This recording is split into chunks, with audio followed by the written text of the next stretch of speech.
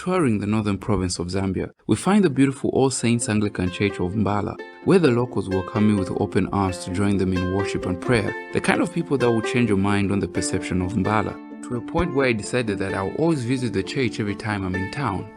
Seeing All Saints, the wonderful experience of a loving church and a wonderfully amazing congregation of the incredible people of Mbala, amazed by the historical background, the red bricked English architecture, to the struggles that the native Zambians faced during colonialism, of not being allowed to enter and worship in this very building because of their skin color and Africanity, in a time of oppression and segregation, and now finally be able to sing praises to God in His own house.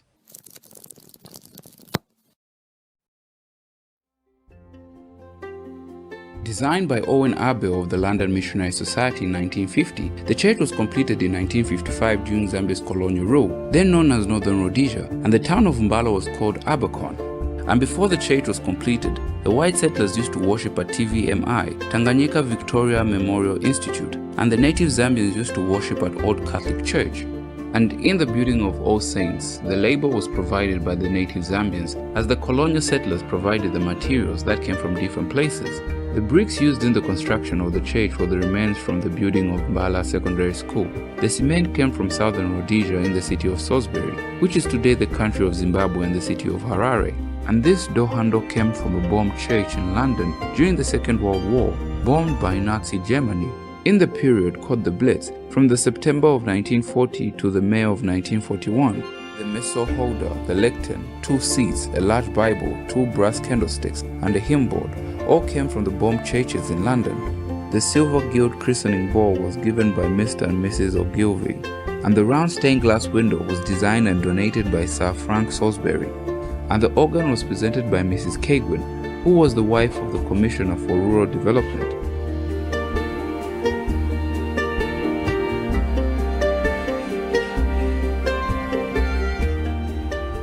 And these door hinges were made by a local blacksmith from Chinakila village, the same place that got the wood used in the roofing of the church building. The roof was made by the local carpenters. But as interesting and as beautiful as this story can be, there's a dark truth of segregation and imperialism, which clearly shows that some churches of the colonial past did not practice the very religious teachings they preached of equality and loving thy neighbor. Segregation in schools, communities, hospitals, but the contradiction of the religion was segregation in churches. Because if you deny someone the knowledge of your God, you deny them every single thing you ever promised to give them. And this is the reason why a lot of Africans believe that religion was used as a tool of colonialism.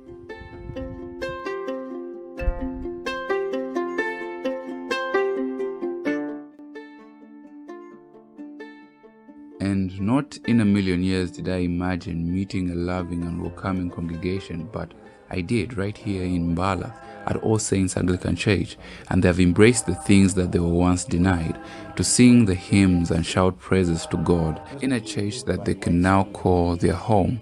And me experiencing this was truly a blessing, and all I can say is thank you to the people of this church. Previously, they used to worship at TVMI. Then they decided to build a church just because it was Anglican Abercorn. My full name is Green Zilungu. I'm one of the first members to this church. That was in 1987 when we received the Reverend Father Bernard Mamba. That one there, he came, he found Mr. Mumbi, who was a sergeant working for Zambia Police at Mbala main here. Then the 4 of us, Mr. Mumbi and his family, Mr. Banda and his family, Mr. Chulufi and his family, and myself, 4 families who started this church here in Mbala. Now, previously, since there was this other church, Reformed Church in Zambia, under Reverend Chipako, we used to rent from them at a fee of 20 kwacha per month. Thereafter, upon finding records, there was a small cupboard that side where there were records, where we discovered the file which was there, where it was found that this church usually it used to belong to Anglican, All Saints Anglican Church, not Reformed Church in Zambia. So that dispute was taken to the DC by then the district governor, where it was, this church belongs to Anglican Church. These are the documents.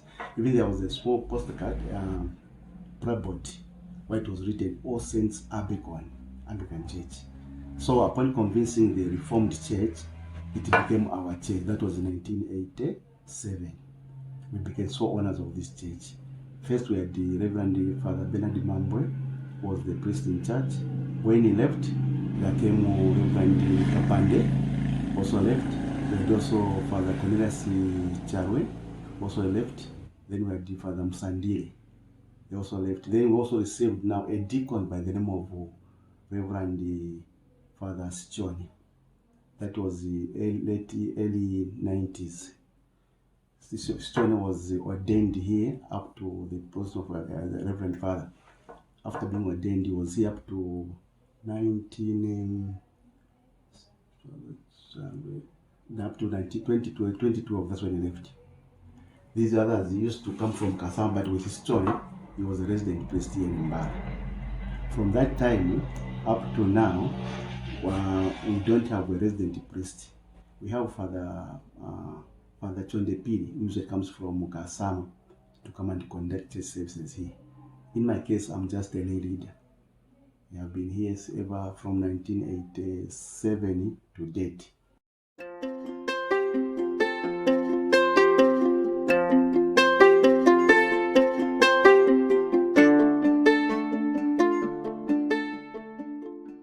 From All Saints Anglican Church, see you next time.